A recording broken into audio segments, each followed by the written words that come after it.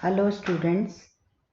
मेरे पिछले वीडियो में आपने भारतीय चिंतक राजा राम मोहन राय के धार्मिक विचारों के बारे में समझा था। इस वीडियो में हम उनके सामाजिक विचारों के बारे में बात करेंगे।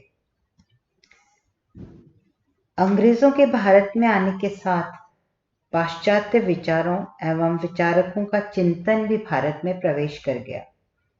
वहां के धर्म सुधार आंदोलन, पुनर्जागरण आदि का प्रभाव भारतीय चिंतन पर भी पड़ा, परंतु ये केवल पाश्चात्य जगत के मूल्य ही नहीं थे, अपितु एक ऐसा मौलिक चिंतन था जिसने पाश्चात्य जगत को भी अपना योगदान दिया। भारतीय पुनर्जागरण काल के ध्वजवाहक राजा राम मोहन रॉय, दयानंद सरस्वती और विवेकानंद रहे। इन्होंने भारत में धार्मिक सामाजिक जागरण का कार्य किया और उसी से राजनीतिक जागरण का जन्म हुआ। पुनर्जागरण का अर्थ होता है फिर से जागना।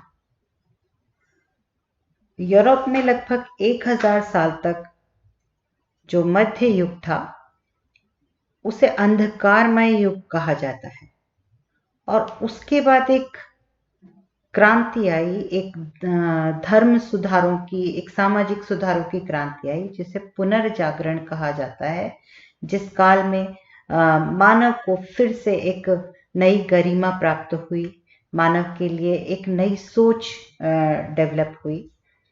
भारत के पुनर्जागरण और पाश्चात्य जगत के पुनर्जागरण में बहुत अंतर रहा है, क्योंकि भारत का पुनर्जागरण जो है वो 19वीं शताब्दी की देन रहा है। आज हम राजा राम मोहन राय के सामाजिक विचारों के बारे में बात करेंगे। राजा राम मोहन राय के समय में भारतीय सामाजिक जीवन में अनेक कुरीतियों का वास था। समाज में रूढ़ियों ने अपना प्रभाव जमा लिया था। स्त्री जाति को हीन भाव से देखा जाता था और पाश्चात्य देशों से संपर्क स्थापित करना अनुचित माना जाता था। सामाजिक जीवन में जड़ता, कूपमंडूकता समाहित हो गई थी। सामाजिक जीवन के इस अंधकार को दूर करने के लिए राममोहन राय ने विवेक और प्रकाश की ज्योति जलाई। राममोहन राय के सामाजिक विचारों को हम 4 पॉइंट्स में समझ सकते हैं। पहला, उन्होंने परंपरावादिता का विरोध किया। उनके सामाजिक चिंतन का सबसे प्रमुख अंग है परंपरावादिता का विरोध। उनका विचार था कि सामाजिक जीवन के अंतर्गत किसी स्थिति को न तो इस कारण से श्रेष्ठ समझा जा सकता है कि वह लंबे समय से चली आ रही है, और न ही इस कारण से श्रेष्ठ समझा जाना चाहिए कि पश्चिमी देशों में ऐसा होता है। हमें अपने ही देश के अतीत या पश्चिम किसी का भी अंधा अनुकरण करने की आवश्यकता नहीं है। सामाजिक जीवन में हमें आज की परिस्थितियों को ध्यान में रखते हुए विवेक संगत मार्ग अपनाना आवश्यक होता है, और इसी को ही हम परंपरावादिता का विरोध कहते हैं। अर्थात परंपराओं को तोड़ते हुए, यदि वो हमारे लिए हानिकारक हैं तो उन्हें तोड़ते हुए हम नई सोच को अपने अंदर आने दें। सती प्रथा का जो विरोध किया है राजा राम मोहन राय ने, वो हमारे भारतीय समाज तथा खास तौर से स्त्री समाज के लिए एक बहुत बड़ा मील का पत्थर है। राजा राम मोहन राय ने सती प्रथा के विरोध में एक अभियान प्रारंभ किया। 1811 में जब उनके बड़े भाई जगमोहन की मृत्यु हुई तो उनकी भाभी को उनकी इच्छा के विरुद्ध बल प्रयोग के आधार पर उनके साथ जला दिया गया। इस अमानवीय दृश्य ने उनके मन में एक बहुत खराब भावना इस प्रथा के प्रति डाली, और उन्होंने उसी समय सती प्रथा को समाप्त करने की शपथ ली। उन्होंने स्पष्ट शब्दों में कहा कि सती प्रथा या सहमरण यानी साथ में मर जाना शास्त्र सम्मत प्रथा नहीं है, वरन यह एक विकृत कुसंस्कार है। 1818 में उन्होंने सती प्रथा के उन्मूलन के लिए आंदोलन प्रारंभ किया और 1829 में उन्होंने इस संबंध में एक पुस्तक भी लिखी। उन्हीं के प्रचार और आंदोलन के फलस्वरूप 1829 में तत्कालीन governor general Lord William Bentinck ने सती प्रथा को अवैध घोषित कर दिया। यह एक कार्य राजा राम मोहन राय के सभी कार्यों में बहुत बड़ा एक कार्य माना जा सकता है। तीसरा जो उन्होंने बहुत बड़ा कार्य किया सामाजिक दृष्टि से, समाज का आधा अंग होता है नारी, और नारी को उस भारतीय समाज में, उस समय के भारतीय समाज में अत्यधिक हीन भावना से देखा जाता था। जन्म से लेकर मृत्यु तक उसका जीवन पराधीनता में जकड़ा हुआ था।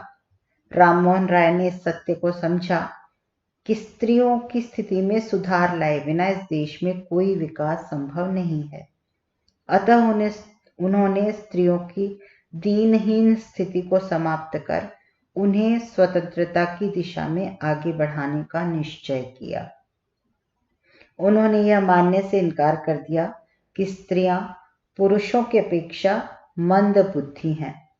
उन्होंने भारतीय इतिहास से अनेक उदाहरण देकर सिद्ध किया कि नारियां प्रतिभा, विद्या और ज्ञान की साकार मूर्ति हैं।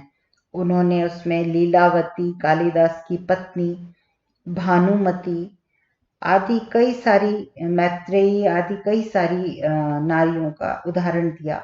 उन्होंने स्पष्ट शब्दों में कहा कि यदि पुरुष और स्त्री दोनों के चरित्र का तुलनात्मक मूल्यांकन किया जाए तो आसानी से देखा जा सकता है कि स्त्रियां पुरुषों से अधिक ईमानदार और अधिक चरित्रवान हैं। इस प्रकार उन्होंने नारी स्वतंत्रता को न्याय संगतता प्रदान की। राजा राम मोहन राय के समय हिंदू स्त्रियों को अपने पति की संपत्ति में कोई अधिकार प्राप्त नहीं था। उन्होंने इस अन्यायपूर्ण स्थिति की भी कटु आलोचना की। 1822 में उन्होंने एक लेख लिखा। इस लेख में उन्होंने बतलाया कि प्राचीन धर्मशास्त्रियों के अनुसार पति द्वारा छोड़ी हुई संपत्ति में स्त्री को अपने पुत्र के बराबर भाग मिलता है और पुत्री को 1/4। राम मोहन राय ने बहुपत्नी प्रथा के विरुद्ध आवाज उठाते हुए ऐसी वैधानिक व्यवस्था की आवश्यकता पर बल दिया कि कोई भी हिंदू पुरुष एक मजिस्ट्रेट से लाइसेंस लिए बिना अपनी पहली पत्नी के जीवन काल में दूसरा विवाह नहीं कर सकता।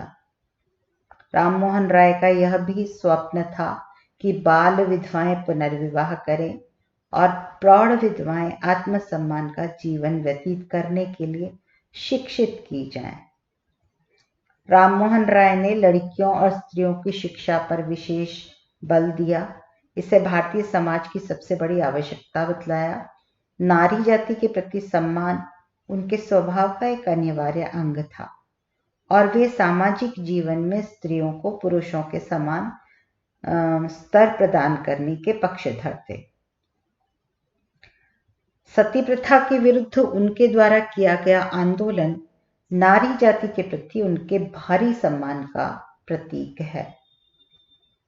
आधुनिक भारत के वे पहले ऐसे व्यक्ति थे जिन्होंने स्त्रियों की पराधीनता के विरुद्ध विद्रोह और स्त्रियों के अधिकारों का समर्थन किया। भारतीय समाज में जाति प्रथा ने और जातिगत संकीर्णता ने बहुत अधिक दुष्प्रभाव डाले हैं। हिंदू समाज जातियों के आधार पर अनेक इकाइयों में विभाजित है और ये जातियां उपजातियों में विभाजित हो गईं, जिससे सामाजिक जीवन में अनेक संकीर्णताओं ने घर कर लिया। रॉय ने जाति प्रथा के विरुद्ध प्रचार किया और यह दृढ़ विश्वास व्यक्त किया कि हिंदुओं की राजनीतिक कमजोरी और परिणामतः पराधीनता का कारण उनमें असंख्य जातियों और उपजातियों का होना है। जाति प्रथा का विरोध करते हुए राय ने दो बातों पर बल दिया है।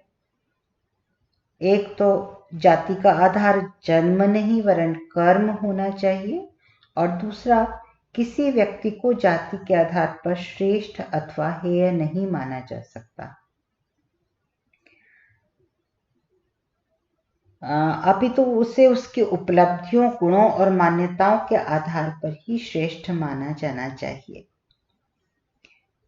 इस प्रकार भारतीय समाज, जो उस समय अनेक कुरीतियों के अंधकार में धंसा था, उसे रॉय ने एक नई रोशनी दी।